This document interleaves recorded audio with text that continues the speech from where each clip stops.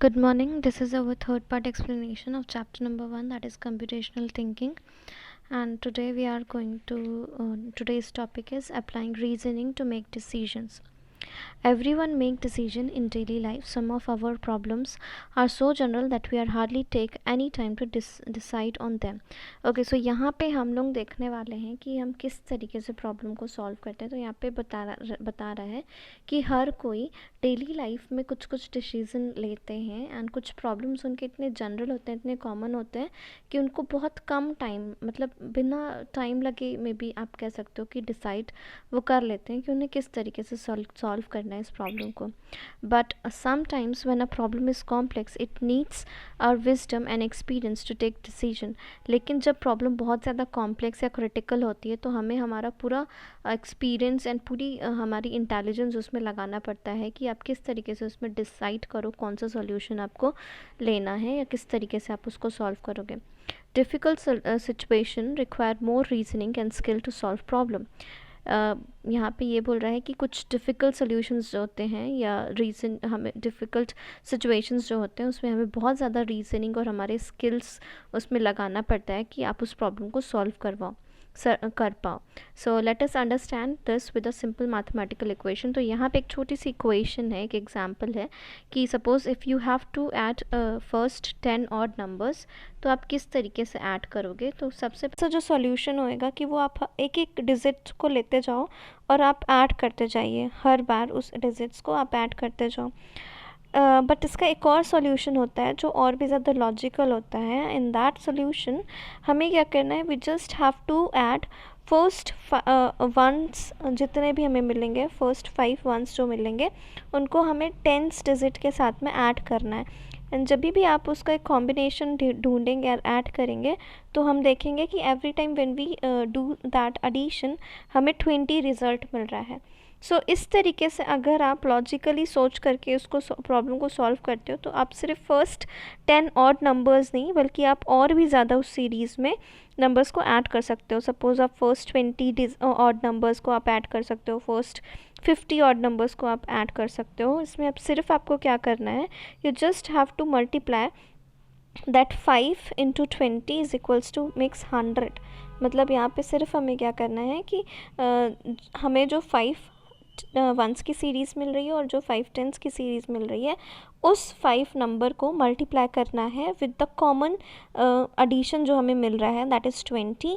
हमें उससे मल्टीप्लाई करना है एंड जैसे ही आप मल्टीप्लाई करोगे आपको रिज़ल्ट इसका मिलेगा. इसी तरीके से एक और यहाँ पे एक एग्जांपल है. We can solve the simple equation quickly like 15 + 15 is equals to 30. 60 divide by 3 is equals to 20.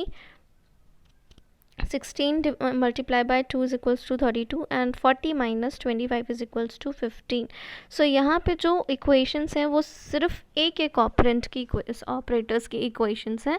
सो इसको सॉल्व करने में हमें कोई भी प्रॉब्लम नहीं आ रही है. But there are some equations जिसमें हमें बहुत सारे मैथमेटिकल ऑपरेटर्स मिलते हैं. इन सच इक्वेशंस हमें बोर्ड मास हम यूज़ करते हैं. बोर्ड मास क्या होता है, दैट सेट द प्रायोरिटीज़. वो प्रायोरिटीज़ सेट करता है आपके मैथमेटिकल ऑपरेटर्स की, लाइक कौन सा वाला ऑपरेटर आपको पहले सॉल्व करना चाहिए. सो इस तरीके इक्वेशंस को हम बोर्ड मास से या बोर्ड मास के रूल के थ्रू हम सॉल्व करते हैं. दैट इज़ बोर्ड मास जो है वो एक लॉजिकल या एक हम कह सकते हैं रीजनिंग के साथ हमें वो रूल मिला है एंड उसको जब भी आप यूज़ करोगे आपके मैथमेटिकल इक्वेशन सॉल्व करने के लिए तो आपको करेक्ट सॉल्यूशन मिलेगा. नेक्स्ट एग्जाम्पल है यहाँ पे हमारे पास में, that is let us take another situation. Suppose you have to select 2 games in your school from the given list. Okay, so in this example we just have to select 2 games. हमें 2 games को select करना है but यहाँ पे कुछ conditions मिल रही हैं हमें एंड वो कंडीशन ये है कि हर एक स्टूडेंट को एटलीस्ट 2 गेम्स सेलेक्ट करने चाहिए. एंड नेक्स्ट जो कंडीशन है वो ये है कि एक उसका जो गेम होएगा वो आपका सेक्शन ए से होएगा और एक जो गेम उसने ऑप्ट करना है वो सेक्शन बी से ऑप्ट करेगा। दैट मीन्स उसने जो ऑप्ट किया है गेम वो एक आउटडोर गेम होना चाहिए और एक उसका इंडोर गेम होना चाहिए। एंड नेक्स्ट जो थर्ड कंडीशन है वो ये है कि आपके दोनों गेम्स जो भी उस बच्चे ने चूज़ किया है वो दोनों एक ही दिन पे नहीं होने चाहिए, वो दो अलग अलग डेज़ में होने चाहिए। सो यहाँ पे एक सपोज़ जैसे उसने स्केटिंग, किसी एक बच्चे ने स्केटिंग चूज़ किया है और उसके साथ अगर उसने चेस को चूज़ किया है तो वो दोनों ही कंडीशन, मतलब दोनों ही जो गेम्स हैं वो दोनों वेंसडे को हो रहा है, मतलब सेम डे हो रहा है, तो इसलिए वो वाला उसका जो सिलेक्शन है वो वैलिड नहीं होएगा कि बिकॉज हमारे तीनों कंडीशन के साथ में वो नहीं जा रहा है। बट अगर वो स्केटिंग के साथ में कैरम बोर्ड को सेलेक्ट करता है तो उसका ये वाला जो ऑप्शन है जो उसने सेलेक्ट किया है ये वैलिड हो जाएगा, बिकॉज दोनों के ही डेज जो हैं वो अलग अलग हैं। Next example is look at the shapes given here. So यहाँ पे कुछ शेप्स दिए हैं एंड हमें ढूंढना है कि इस पैटर्न में नेक्स्ट शेप कौन सा होना चाहिए। सो यहाँ पे है the main step is the logical thinking or first task read the problem carefully, here 3 shapes are given, what come next in the sequence. हमें देखना है कि लास्ट मतलब नेक्स्ट सीक्वेंस में कौन सा वाला शेप आएगा। तो सेकेंड आइडेंटिफाई करना है हमें goal to find the fourth shape in the sequence. हमारा गोल ये है या हमें जो हमें अचीव करना है वो अचीव करना है कि फोर्थ शेप जो होगा वो सीक्वेंस में कौन सा होएगा। इन्फॉर्मेशन में we get information here in the sequence the first shape has 4 sides, second has 5 and third has 6 sides.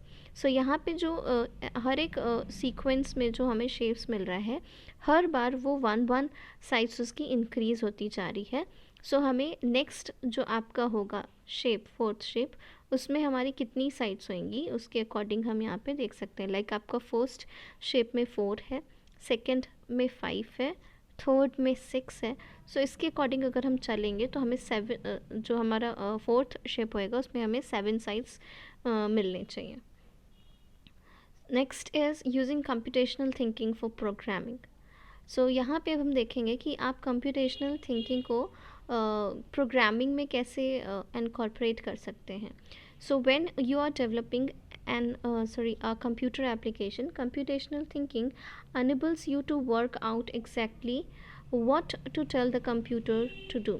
So यहाँ पे क्या बोल रहा है कि जब भी हम कंप्यूटेशनल थिंकिंग जो होता है कंप्यूटर एप्लीकेशन में, जब हम कंप्यूटर एप्लीकेशन डेवलप करते हैं यानी कि सॉफ्टवेयर जब हम डेवलप करते हैं तो उस टाइम पे कंप्यूटेशनल थिंकिंग हमें ये हेल्प करता है फिगर आउट करने में कि हमें क्या कंप्यूटर से काम करवाना है एंड किस तरीके से हम उसको बताएं कि वो हमारे काम को करे।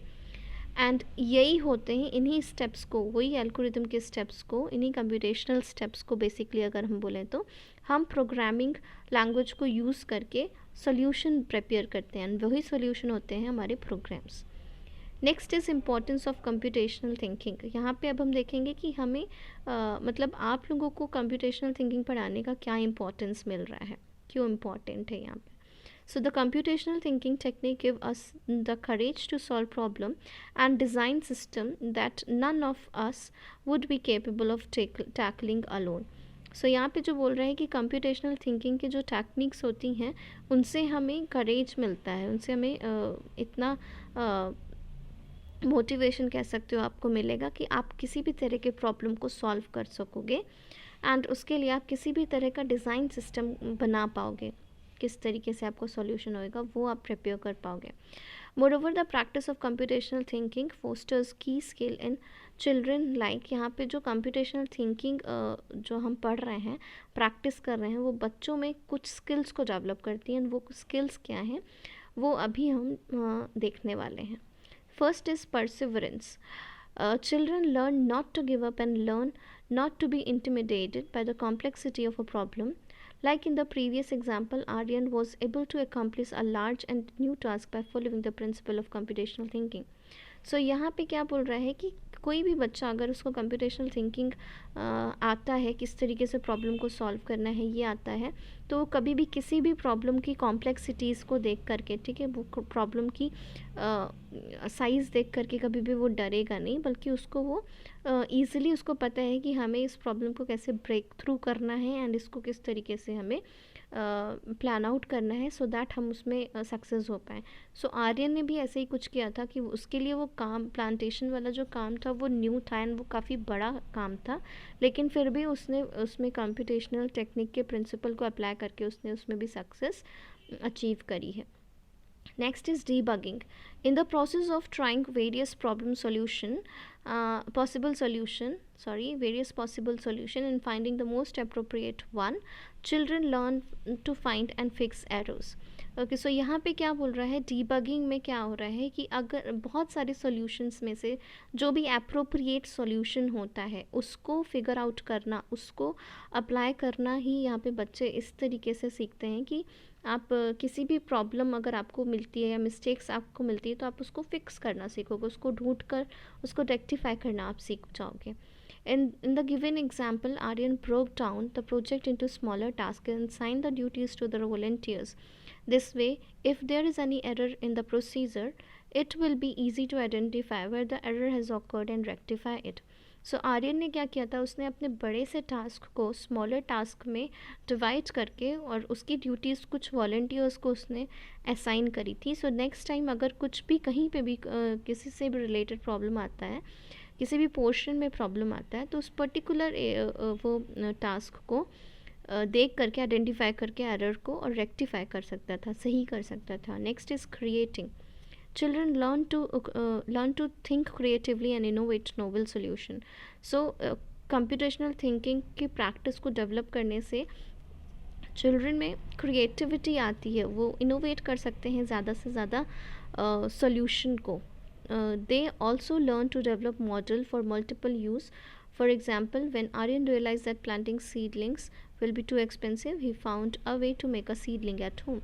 सो यहाँ पे वो मॉडल्स क्रिएट कर सकता है. सो मतलब कुछ भी आप डिफरेंट मॉडल डेवलप मॉडल्स कर सकते हैं जिसको आप मल्टीपल यूज़ कर सको डिफरेंट टाइम्स में, जब भी आपको ज़रूरत पड़े आप उनको यूज़ कर पाओ.